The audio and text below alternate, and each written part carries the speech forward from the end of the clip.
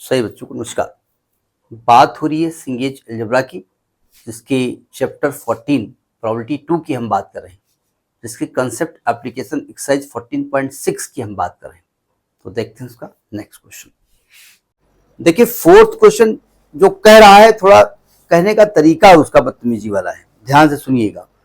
कहता है suppose the probability of for A to win a game against B is 0.4। ठीक है। If A has an option of playing either a best of 3 games और a best of 5 games match against B, which option should he chosen so that the probability of his winning the match is higher? No game end in a draw.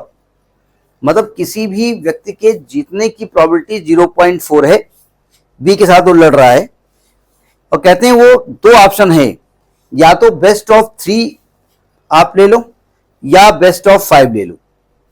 तो कहते हैं ये बताइए दोनों में से कौन सा चूज करें कि उसकी प्रोबेबिलिटी जीतने की ज्यादा हो। और आगे उन्होंने कह दिया है कि भाई कोई भी मैच ड्रा नहीं हो रहा है। मालूम है ना क्या कह रहा है वो? नहीं समझे? पहले समझ लीजिएगा। हमने कहा जीतने की प्रोबेबिलिटी, यानी पी यहां पर क्या है, जीतने की प्रोबेबिलिटी वाली बात कर रहे हैं। तो पी यहां पर क्या लिखा जाएगा, 0.4, और ना जीतने की 0.6। ना जीतने की तो ज्यादा इसकी है, लाइक क्वेश्चन दिया है। ये बेस्ट ऑफ 3 फर्स्ट केस में कहा गया, बेस्ट ऑफ 3। इसका मतलब जानते हो क्या होता है? बेस्ट ऑफ 3 का मतलब क्या होता है? मतलब 3 बार वो गेम हुआ है ना, तो यानी इसका मतलब 3 बार गेम में अगर आप जीतते हो तो कम से कम 2 बार जीतो या 3 बार जीतो, तभी तो आप माने जाओगे ना। मतलब बेस्ट ऑफ 3 में अगर आप प्रोबेबिलिटी निकालना चाहते हैं, P1 निकालना चाहते हैं, तो इसका मतलब आपकी प्रोबेबिलिटी होगी या तो उसमें 2 बार जीतो या उसमें 3 बार जीतो। 3 में से तीनों जीत लो या तो 3 में से 2 जीतो, तभी तो आप जीते माने जाओगे ना। तो इसका मतलब P2 क्या होगा, कितने ट्रायल में? 3 में ले रहे हो ना, तो ये आएगा 3C2 P की power 2 Q to power 3 minus 2 plus 3C3 P to power 3 Q to power 3 minus 3। 3C2 का वैल्यू क्या होगी, 3 इंटू 2/2 इंटू 1। P क्या है 0.4 2 पावर 2, Q क्या है 0.6 की पावर 1 प्लस 3C3 1 होगा, P to power 3 0.4 to power 3, और ये तो 0 हो जाएगा, काम ही खत्म हो गया। ये हो गया 3 4 चौक 16 0.16 इंटू 0.6 प्लस 0.064। इसको कैलकुलेट जो हमने किया तो वैल्यू आए 0.352। 0.352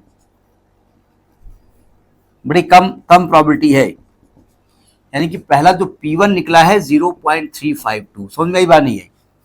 ये बेस्ट ऑफ 3 वाली बात समझ में आ रही नहीं आ रही है? अच्छा, बेस्ट ऑफ 4 का मतलब क्या होता है? बेस्ट ऑफ 5 सेकेंड में कहा गया बेस्ट ऑफ 5, P1 निकाली हमने। बेस्ट ऑफ 5 में आपके जीतने का मतलब क्या कह रहे हैं आप? सेकेंड है बेस्ट ऑफ 5, बताइए 5 में आपको जीता हुआ कब माना जाएगा?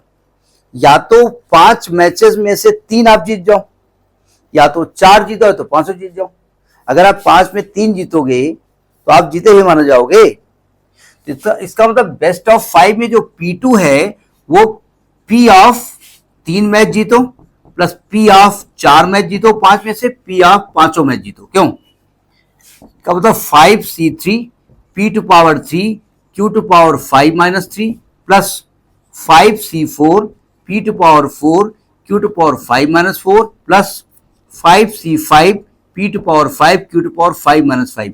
क्या मैं वैल्यू रख करके ये मान लूंगा, आप कैलकुलेट कर लेंगे? तो आएगा 0.31744। 31744 ये P2 निकल के आया 0.31744। तो आपको मालूम है कि P1 is greater than P2, यानी कि तीनों गेम में कर लो हार जीत, ज्यादा चक्कर मत पड़ो, वरना वो ज्यादा जीतता जाएगा। वैसे भी आपके जीतने की प्रोबेबिलिटी 40% है और हारने की 60% है, ठीक है। तो आप देख लो प्रोबेबिलिटी 50% और 35% करीब आ रही है उसकी। तो लैंग्वेज समझ में आई क्वेश्चन क्या कह रहा है? नोट करिए।